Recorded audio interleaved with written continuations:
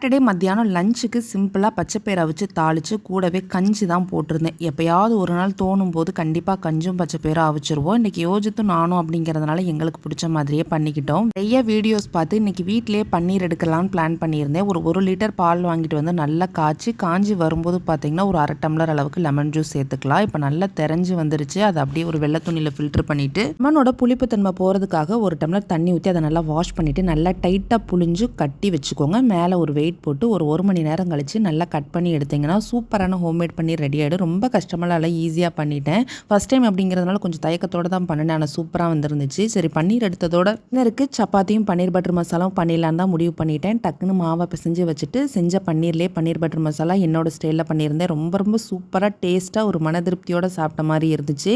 கண்டிப்பாக வீட்டிலே செஞ்சு எடுக்கும்போது அது ஒரு தனி டேஸ்ட்டு தானே. இன்றைக்கிட்டே எனக்கு இப்படி தான் போச்சு. வீடியோ பிடிச்சிருந்தா லைக் பண்ணுங்கள், மறக்காமல் நம்ம சேனலை சப்ஸ்கிரைப் பண்ணுங்கள்.